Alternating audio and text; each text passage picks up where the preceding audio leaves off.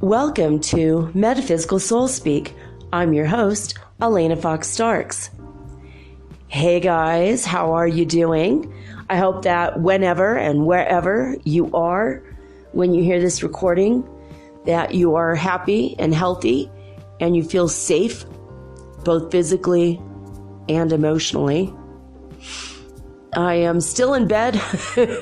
All day long I've been trying to recover from my 3-day ordeal, traveling to Quito to get my visa and coming home $888 poorer without a visa. I hope that when I go in 2 weeks and have to pay another $800 just to stay. The last $888 was for application of the visa, which is $788 in fines because I overstayed my visa because of the refugees who took up 11 months worth of appointments in front of me, and then my visa expired during that time, obviously. So now they're blaming everybody whose visa is expired and making them pay a fine when it's not our fault, when there's no appointments to be had. Oh my God, it is such a nightmare. Anyway, bureaucracies, But at least the people in the office were tremendous help and very sweet people. Unlike in Azogues, where they said, well, come back in a month and you'll see, we're going to deport you. And then you have 30 days to leave our country. That's literally what they said. I said, well, believe you me, I'm never coming back. I'm going to Quito, where perhaps the people are more friendly. And I was right. Thank God. I had a feeling. Just incredible people up there. And they're so patient for the fact that there's hundreds and hundreds of refugees just waiting in line and waiting and waiting. And they see maybe 1,000 or more people per day. And there's only, they're kind of understaffed, to be honest. There's just, as far as, I think I saw 5 or 6 people working in temporary visas and another maybe 8 to 10 people working in the permanent visa section. Not a lot of people, to process thousands of people like they do and to keep a smile on their face yet at the end of the day even. Sweet people, good-hearted, good-natured human beings. And I was really truly blown away by how great the overall experience was. Paying the money wasn't so great, but it's just part of the hoops I have to jump through to become a citizen of a foreign country. I wanted to go through this experience for a couple of reasons. A, I love this country. B, I kind of want to know what it's like for people when they become Americans. And if I could share part of my story and a part of my pain with you guys, maybe you're going to understand a little bit more from the other side of the coin, what is it that people have to go through and how hard it is and how frustrating it can become and why so many people just give up and become illegals and then they live in fear for 10 or 15 or 20 or 30 years because they just don't know what to do. It just gets so confusing and so frustrating. It's like I just didn't even know some of the, I told you the other day, like some of the things you have to fill out for the paperwork, it's insane. Like occupation. Wow, that's like a minefield just to fill out the word occupation. If I say my occupation is podcaster, they might say, well, you're working in Ecuador. You don't have a visa to work here. Bye. But if I put occupation is mother,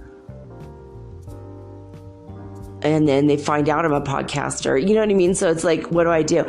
I have a legal right to work in the United States from over the internet, and they won't tax me. They have a policy that anybody who makes money from a foreign country over the internet does not get taxed. I mean, I would get taxed if I had a furniture shop here in town or something. But the whole scenario is like, it's so stressful. I have 2 weeks left. 2 or 3 weeks before I have to go back in, and they haven't given me an appointment yet. But when I do go back, and I do have an appointment, after that, I'll know what's happening with me. I mean, do I have to marry somebody really quick to stay in the country? I don't know. I don't really want to do that. I mean, I want to marry for love and nothing else. And I don't care if I marry an American or an Ecuadorian or who. I want it to be my twin flame, to be honest. And I want it now. now. Like everybody on the planet, right? We all want our things now. But I'm working towards all of it. I'm working towards practicality. Says every Virgo ever. But yeah. So the other thing is, though, today was the Inti Raymi festival. It's the first time in 500 years that it's been celebrated in Cuenca, and it was like a huge deal.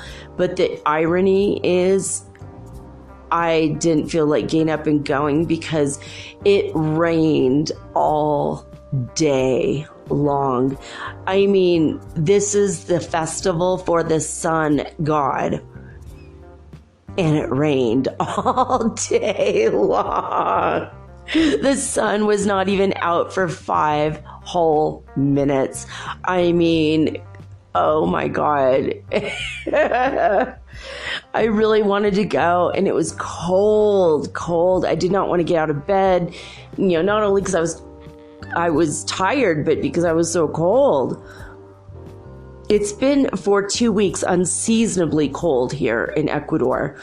And I'm hoping that by next Wednesday, I'll have enough stories to do another Weird News Wednesday.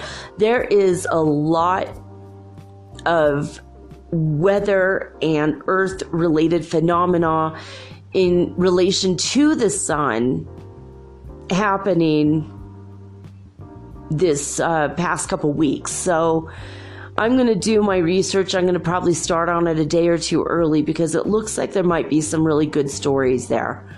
I hope you enjoy that. But tonight is a night of Kahlil Gibran, or Gibran, I guess you could say.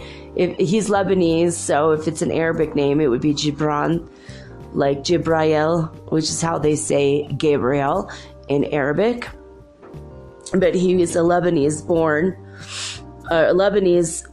American born in the United States, author, and his work has been celebrated all over the world. It just became available January 1st, 2019, and it is in the public domain, thank God. So I'm able to read it to you guys, and it's such a good book that, I don't know, it will touch you in different ways, and every time you hear it, it'll touch you in yet different ways. You know what I mean? Like, it's one of those pieces of work that when you read it the first time, you'll take 1 or 2 meanings from it, and then the next time you get deeper layers. It's something that's in layers and layers, and it's beautiful in its simplicity, but it's still very deeply profound. If you look deeper and deeper into the meanings behind it, it's one of those works that will just stick to you for a long, long time. Well, I had to stop the recording for like 5 minutes because I had a sudden allergy attack, and I was sneezing so violently I would have dropped the phone. Oh, yeah, well, welcome back to Cuenca. In Quito, I really didn't have that many allergies. I know it might be the eucalyptus trees that I live right next to, and I mean, I know I'm allergic to eucalyptus, even though if I have eucalyptus essential oil, I'm not allergic to that. It's just the pollen from these trees. But, oh, man. Oh, that was crazy.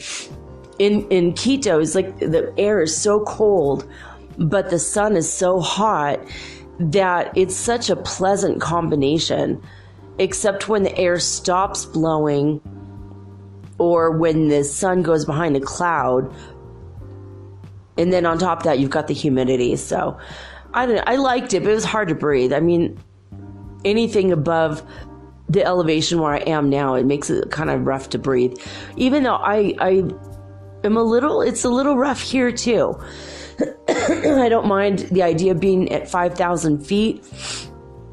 Coffee grows really good at 5,000 feet. So I would love to have a little tiny coffee farm or a mocha farm. I don't like drinking mochas, but I would call it a mocha farm because I would definitely be growing chocolate too.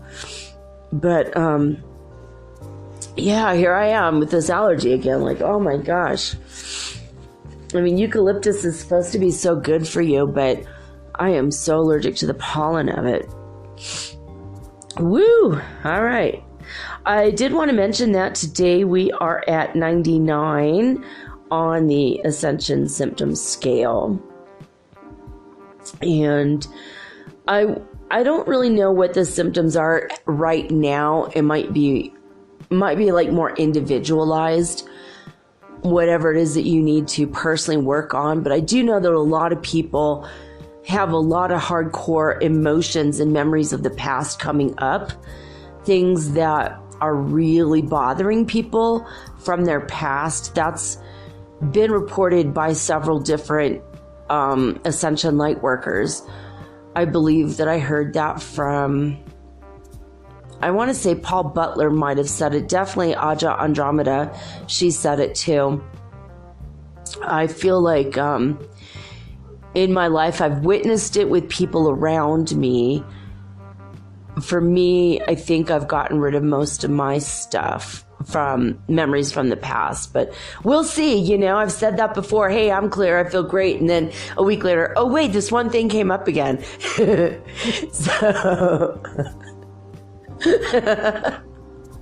I don't know. This thing's got layers to it, just like an ogre. According to Shrek, or onions, right? Oh man.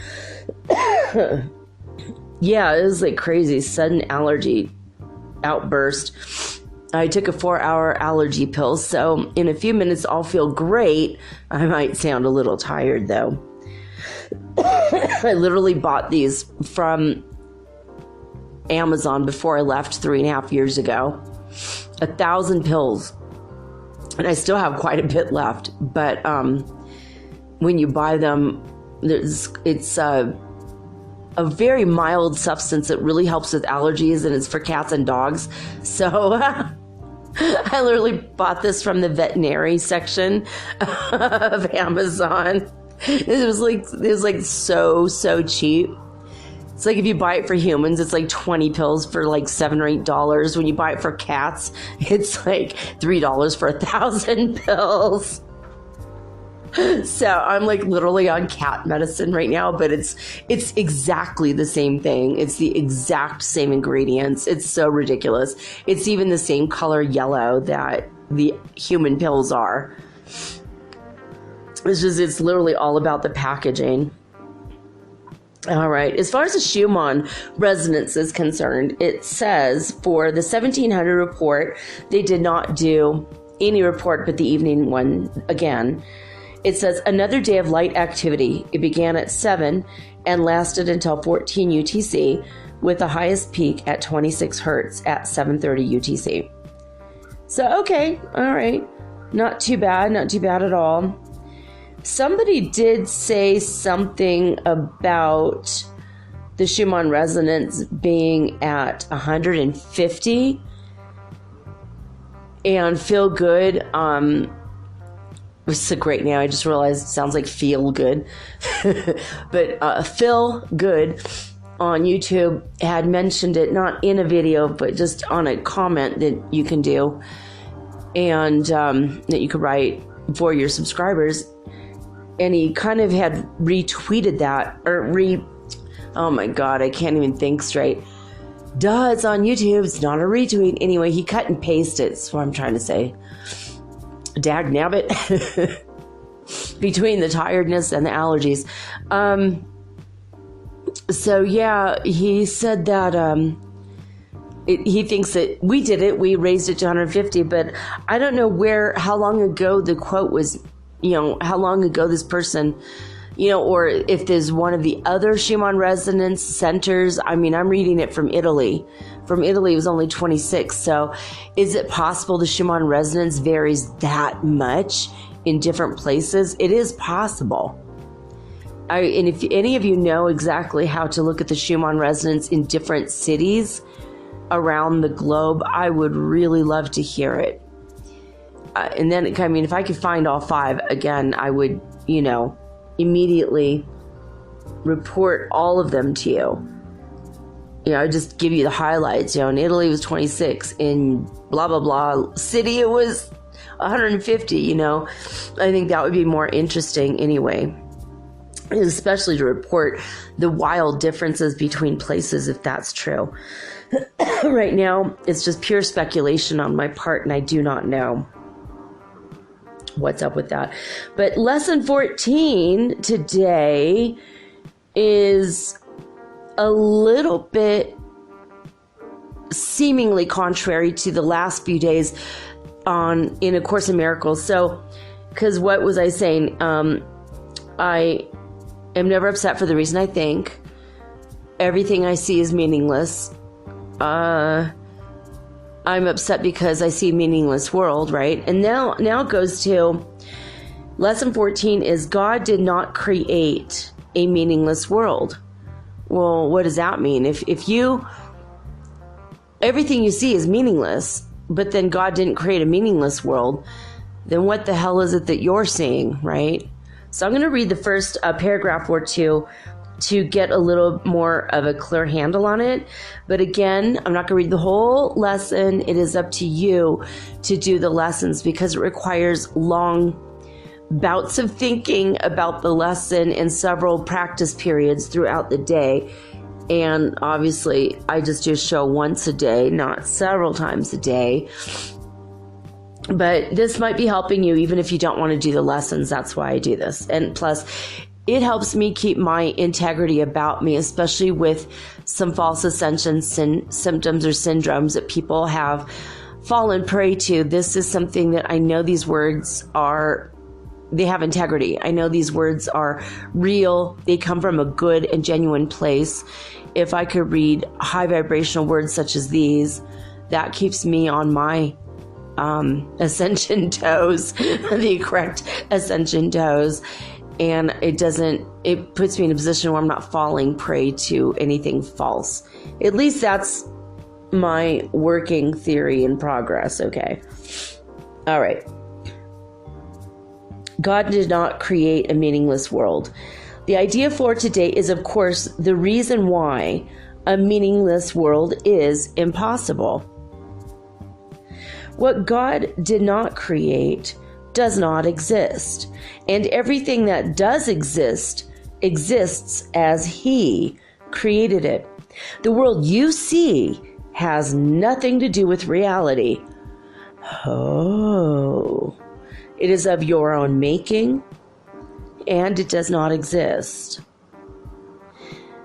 I hope that makes sense. I'm going to skip a couple paragraphs, and the what it says basically is if you say, God did not create that war, and so it is not real. God did not create that airplane crash, and so it is not real. God did not create that disaster. And then you specify what it is, like the Notre Dame fire, and so it is not real.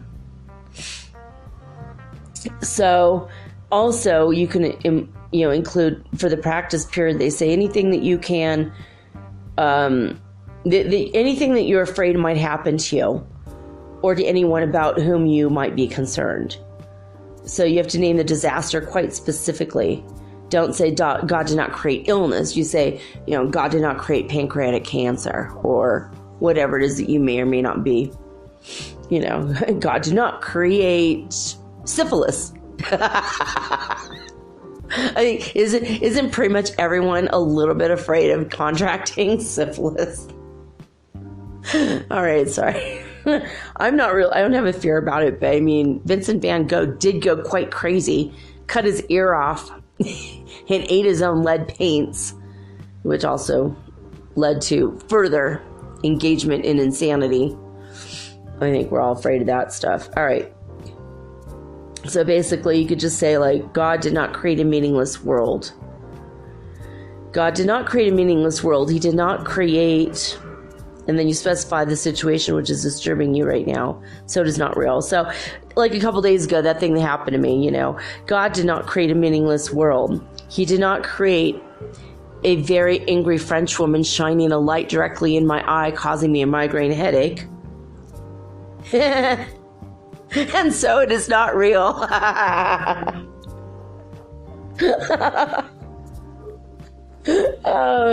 don't know.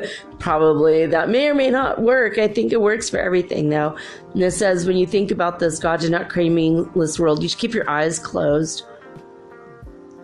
So I guess so you don't confuse yourself with what you're seeing, because what you're seeing isn't really real. Anyway, the whole lesson, it's worthwhile reading it. It's worthwhile doing the course. I'm going to keep promoting it. I get zero from it. They get zero from it because they lost their copyright. So it's in the public domain. It's free for everybody. You could download an app even, which is so cool. So anyway, it is the time for me to read you guys more in Kahlil Gibran's The Prophet. We're going to start with the chapter on work right after this message.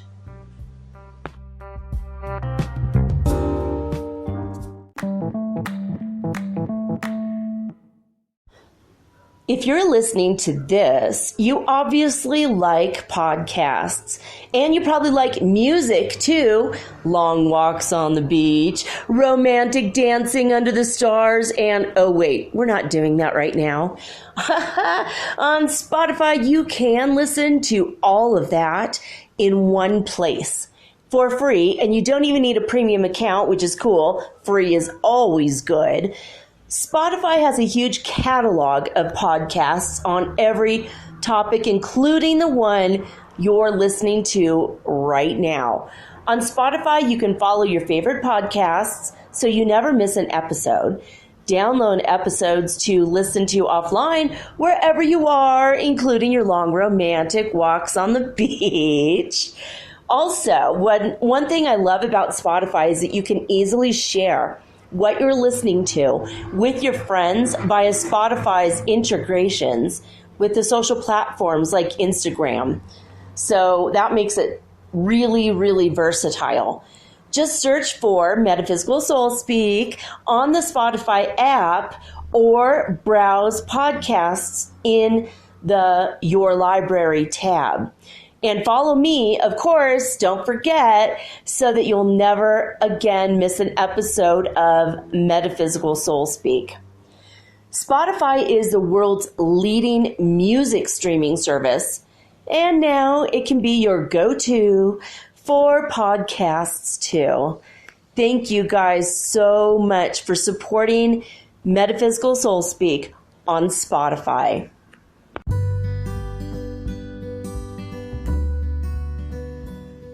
Well, I have taken my cat medicine. Meow. Doesn't affect me at all. Meow. Anyway, we're going to get to part 2 of The Prophet by Kahlil Gibran now. Where we left off was the chapter on work. Then a plowman said, "Speak to us of work." And he answered, saying, "You work that you may keep pace with the earth and the soil of the earth. For to be idle is to become a stranger unto the seasons, and to step out of life's procession that marches in majesty and proud submission towards the infinite.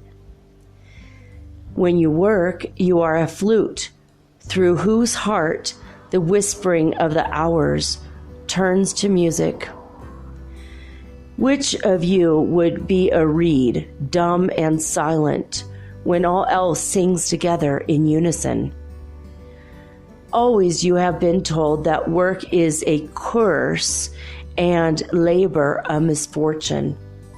But I say to you that when you work, you fulfill a part of earth's furthest dream, assigned to you when that dream was born. And in keeping yourself with labor, you are in truth loving life. And to love life through labor is to be intimate with life's inmost secret. But if you in your pain call birth an affliction and the support of the flesh a curse written upon your brow, then I answer that not but the sweat of your brow shall wash away that which is written. You have been told also that life is darkness, and in your weariness you echo what was said by the weary. And I say that life is indeed darkness, save when there is urge. And all urge is blind, save when there is knowledge. And all knowledge is vain, save when there is work. And all work is empty, save when there is love. And when you work with love, you bind yourself to yourself, and to one another, and to God. And what is it to work with love? Is it to weave the cloth with threads drawn from your heart, even as if your beloved were to wear that cloth? Is it to build a house with affection, even as if your beloved were to dwell in that house? Is it to sow seeds with tenderness and reap the harvest with joy, even as if your beloved were to eat the fruit? Is it to charge all things you fashion with the breath of your own spirit, and to know that all the blessed dead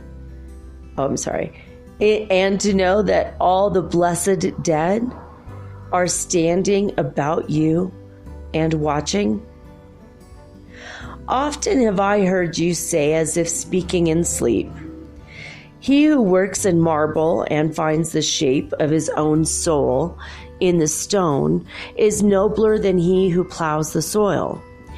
And he who seizes the rainbow to lay it on a cloth in the likeness of man is more than he who makes the sandals for our feet. But I say, not in sleep, but in the overwakefulness of noontide, that the wind speaks not more sweetly to the giant oaks than to the least of all, the blades of grass. And he alone is great, who turns the voice of the wind into a song made sweeter by his own loving." Work is love made visible. And if you cannot work with love, but only with distaste, it is better that you should leave your work and sit at the gate of the temple and take alms of those who work for joy. For if you bake bread with indifference, you bake a bitter bread that feeds but half of man's hunger. And if you grudge the crushing of the grapes, your grudge distills a poison into the wine. And if you sing though as angels and love not the singing, you muffle man's ears to the voices of the day and the voices of the night. Then a woman said, "Speak to us of joy and sorrow." And he answered, "Your joy is sorrow unmasked, and the selfsame well from which your laughter rises was oftentimes filled with your tears. How else can it be? The deeper that sorrow carves into your being, the more joy you can contain. Is not the cup that holds your wine the very cup that was burned in the potter's oven? And is not the lute that soothes your spirit the very wood that was hollowed with knives? When you are joyous, look deep into your heart, and you shall find it is only that which was given you sorrow that is giving you joy.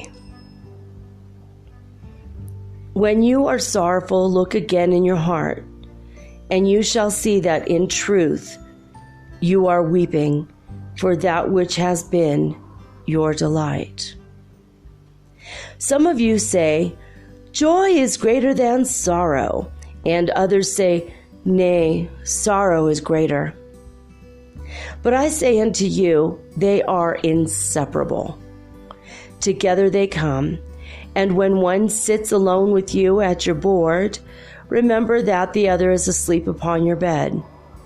Verily, you are suspended like scales between your sorrow and your joy. Only when you are empty are you at standstill and balanced. When the treasure keeper lifts you to weigh his gold and his silver, needs must your joy or your sorrow rise and fall. Then a mason came forth and said, "Speak to us of houses." And he answered and said, "Build of your imaginings a bower in the wilderness, ere you build a house within the city walls. For even as you have homecomings in your twilight, so has the wanderer in you, the ever distant and alone. Your house is your larger body. It grows in the sun and sleeps in the stillness of the night, and it is not dreamless. Does not your house dream?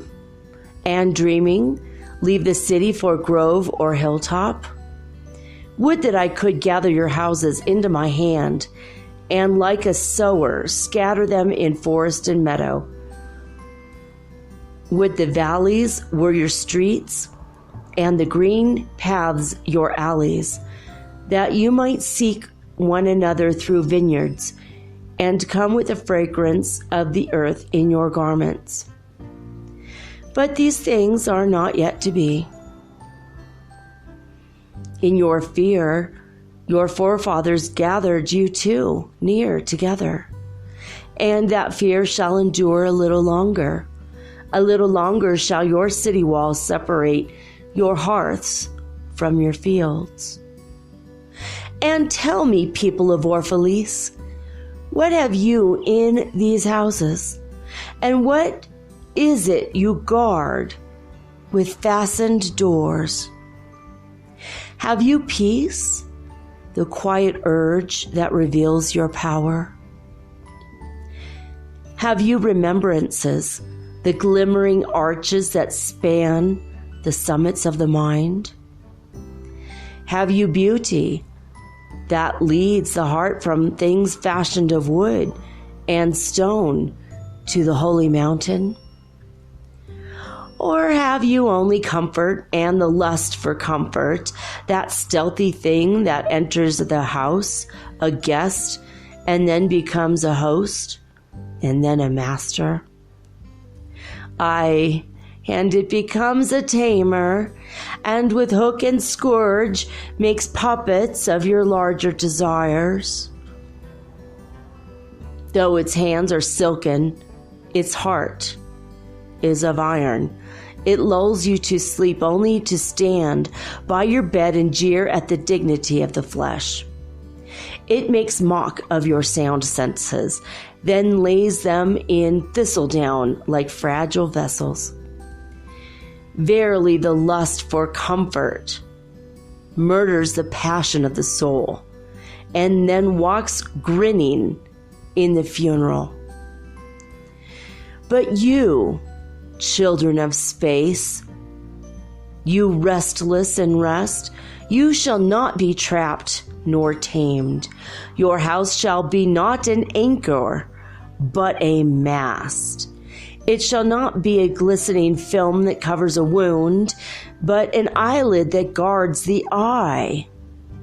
You shall not fold your wings that you may pass through doors, nor bend your heads that they strike not against a ceiling, nor fear to breathe lest walls should crack and fall down. You shall not dwell in tombs made by the dead for the living.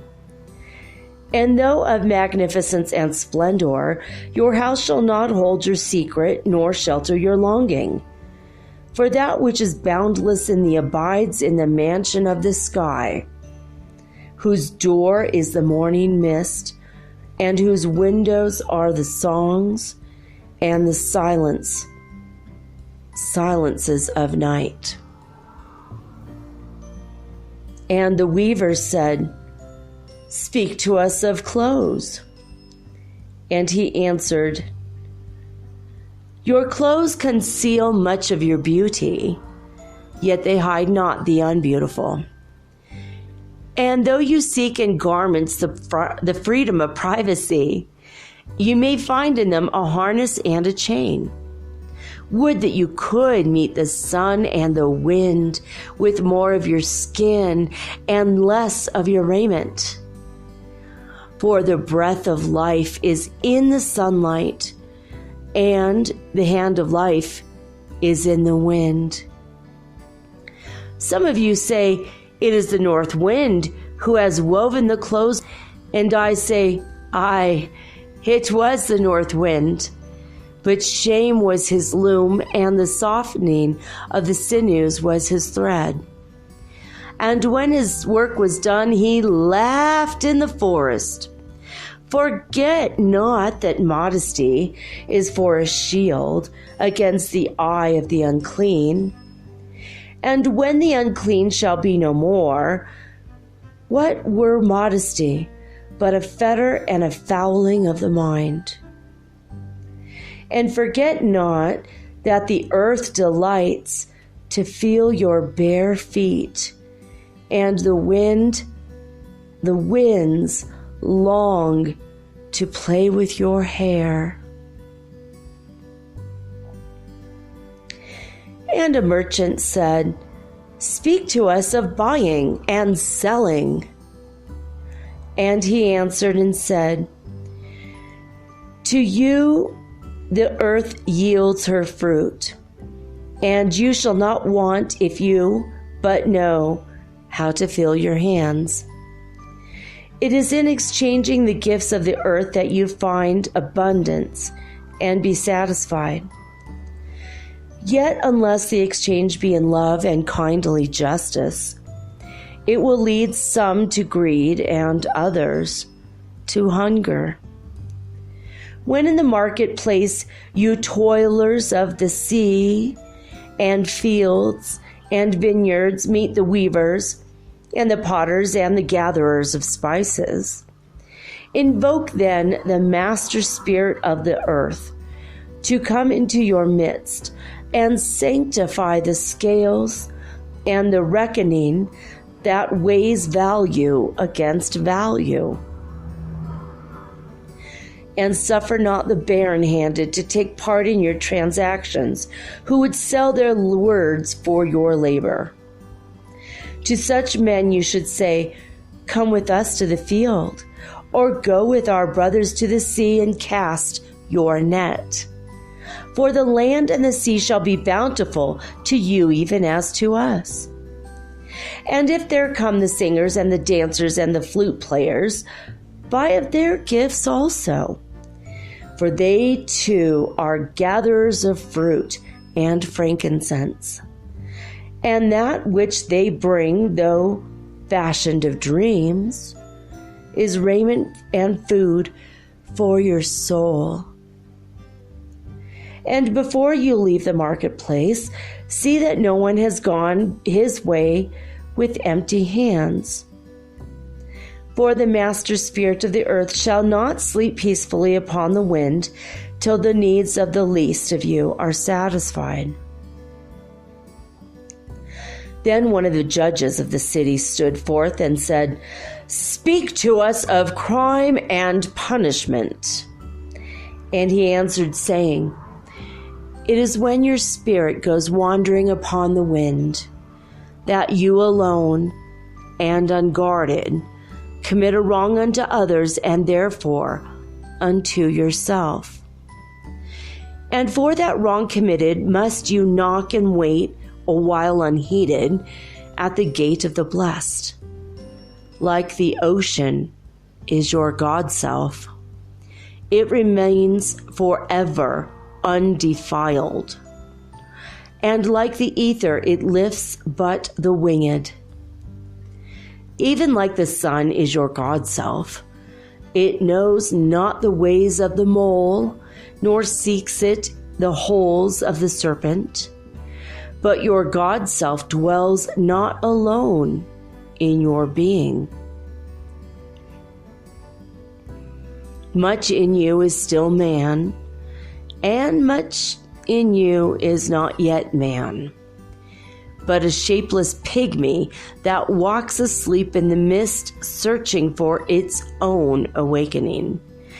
And of the man in you would I now speak. For it is he and not your God self, nor the pygmy in the mist, that knows crime and the punishment of crime. Oftentimes have I heard you speak of one who commits a wrong, as though he were not one of you, but a stranger unto you, and an intruder upon your world.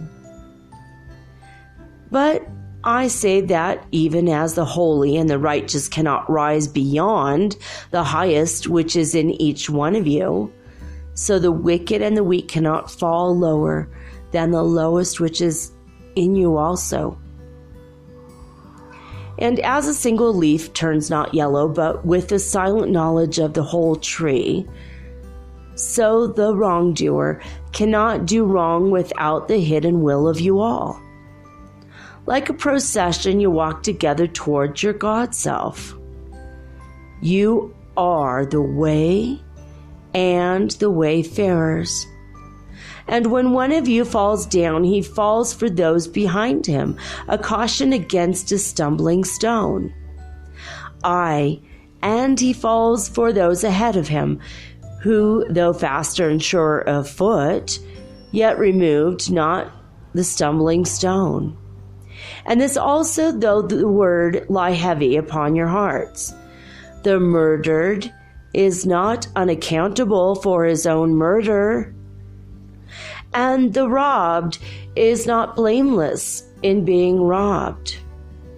The righteous is not innocent of the deeds of the wicked, and the white-handed is not clean in the doings of the felon. Yea, the guilty is oftentimes the victim of the injured, and still more often the condemned is a burden bearer for the guiltless and unblamed. You cannot separate the just from the unjust, and the good from the wicked, for they stand together before the face of the sun, even as the black thread and the white are woven together. And when the black thread breaks, the weaver shall look into the whole cloth, and he shall examine the loom also. If any of you would bring to judgment the unfaithful wife, let him also weigh the heart of her husband in scales, and measure his soul with measurements. And let him who would lash the offender look unto the spirit of the offended, And if any of you would punish in the name of righteousness and lay the axe unto the evil tree, let him see to its roots. And verily he will find the roots of the good and the bad, the fruitful and the fruitless, all entwined together in the silent heart of the earth. And you judges who would be just, what judgment pronounce you upon him who, though honest in the flesh, yet is a thief in spirit? What penalty lay you upon him who slays in the flesh, yet is himself slain in the spirit?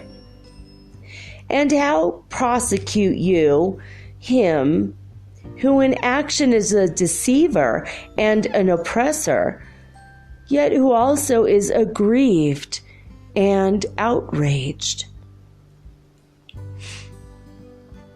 And how shall you punish those whose remorse is already greater than their misdeeds?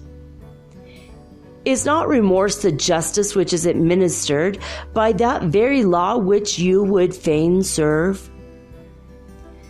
Yet you cannot lay remorse upon the innocent, nor lift it from the heart of the guilty.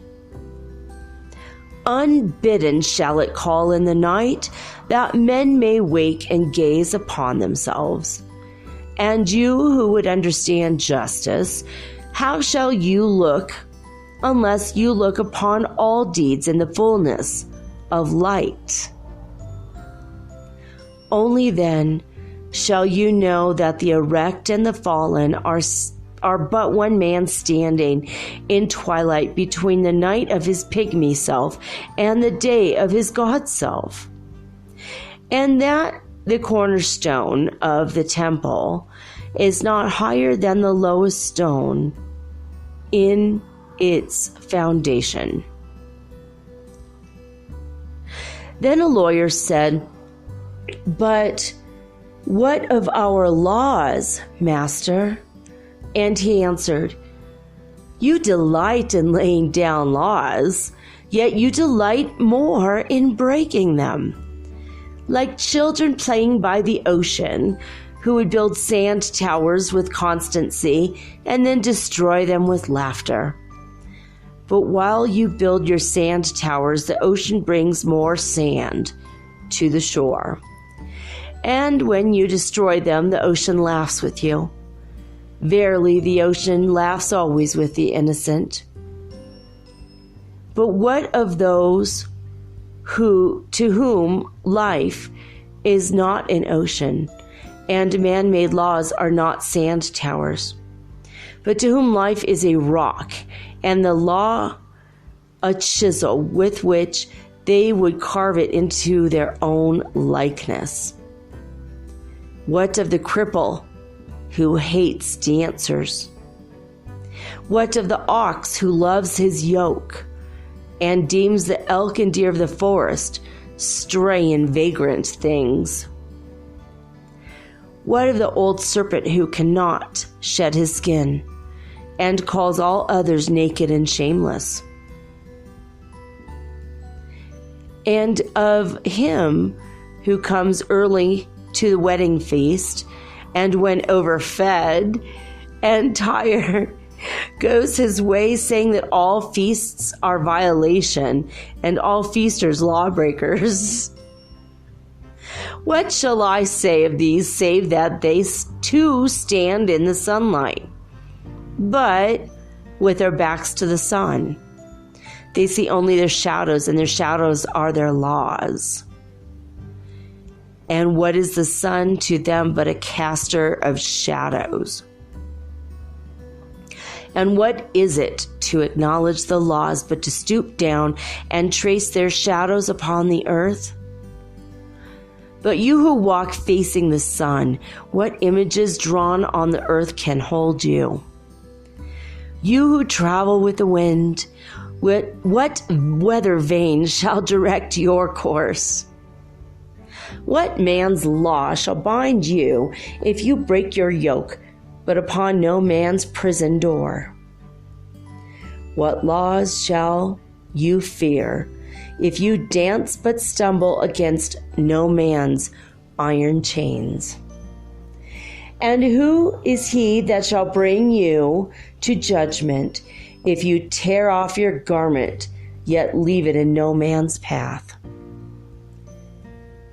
People of Orphalese, you can muffle the drum and you can loosen the strings of the lyre, but who shall command the skylark not to sing?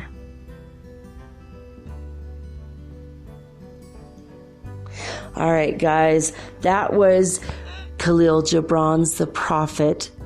My reading for you guys, part 2. Next Saturday, we'll be back with part 3, where we will start with the idea of freedom. So, pretty cool. I did not plan any of this out. I've been dealing with the laws of Ecuador for like 3 days, pretty intensely this week. And ironically enough, remember when I said trust the universe, trust the universe? The universe is going to throw signs your way. My taxi driver between, I don't know, I think it was between the hostel and the first government building before I went to see how much the fine was, before I went to pay the fine. He was a police officer in Madrid, Spain for like 9 years, but he also worked in Barcelona and everything. And he asked me for my phone number and wanted to maybe be friends, possibly more. I mean, how weird is it? I'm like going to deal with laws and I had to go pay my fine for having overstayed my visa. And then it was a police officer that transported me. But he was a taxi driver here in Ecuador. He's Ecuadorian, but he lived in Spain for 9 years. But it was weird. It's just like one more thing where it's like, okay, you know. Everything is about law. Everything for like 4 to 5 days was about laws and justice and karmic justice and all kinds of just rules and law breaking and what is justice and what isn't justice. And, you know, like looking at all the refugees that needed to flee the home and country that they loved so much just to be in a place where they feel safe and secure. And then the laws keep them from what they want sometimes. More people fleeing their country right now are Colombians more than Venezuelans coming to Ecuador to seek asylum. Especially people live on the border, in the border regions, because of the cartel. It's just gotten so bad. People are fearing for their lives and their families, and they've witnessed horrors that I don't want to go into, but it's, it's bad. I mean, I looked into the face of a man who told me I had to leave Colombia because of all the violence. I told him I wished him good luck, and it was in front of the lady who was helping me, and she started laughing and shaking her head. She's like, luck, ugh. I'm like, well, okay, good luck and good organization. She said, yes, organization. That's the key to living and staying in Ecuador. You know, basically, it's not a decision based on what they think about you. It's a decision based on how well your paperwork looks.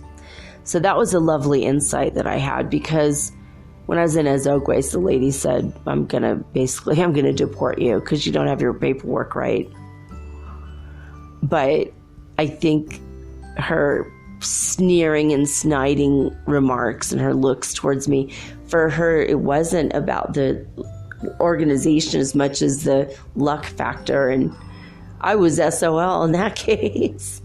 So I just never went back to her. And now I finally found a group of people that actually care about justice, but it can only come about through organization.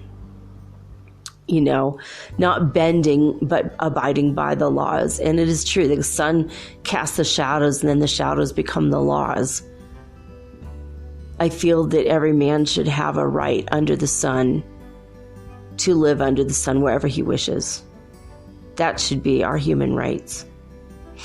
We should live where we feel comfortable. It shouldn't be based on borders or anything. It shouldn't be based on, well, I'm sorry, you crossed an invisible line that actually does not exist, and now you've got to pay all this money. You've got to fill out all these random papers. You have to prove yourself worthy in a multitude of ways. And if you forget to dot an I or cross a T, you have to go back and live somewhere where you don't want to be. And that's happening all over the world right now. I think I read today 1.6 million people in China had to relocate because of flooding. Floods are going everywhere all over the earth now. But I'm going to save that, the more greater details of these stories for Weird News Wednesday coming up. So tomorrow I will be back with all new and unique programming like always. I have no idea what the show will be about tomorrow. It's going to be a surprise, even to myself. Usually it's my higher guidance that tells me a few hours before so I can prepare. I ask. Sometimes I'll ask the night before, like maybe when I publish this episode. I ask and then I get an answer, and I'll start researching it, and then I put my subconscious mind on work, on work duty basically, and then by the time it's, I'm ready to record the show, I pretty much have it all, what I need. But I love each and every one of you. I wanted to thank you for being my listener. If you have any questions or comments, or if you want to make a small donation to me to keep the show going, my email address, and of course it's also my PayPal, is metaphysicalsoulspeak@gmail.com. Thank you for listening, subscribing, and downloading these episodes. Take them with you on the go. And don't forget to let your family and friends who are also metaphysically minded to share in the delights of the show if you find it delightful, or if you want to make fun of it, I don't care. Just listen to the show. Just listen to the show and tell others about it who are like-minded that also want to listen, and maybe learn from me if you think I'm teaching. A lot of you have said you think I'm teaching and that you like what I'm teaching, and that makes me happy. I'm glad I'm being useful to the world. That's what I'm here for. Anyway, again, I love each and every one of you, and that's all I got to say for tonight. So I'm signing off now with peace and love and joy and the high vibes of the holy fifth dimension. Until next time, guys, peace.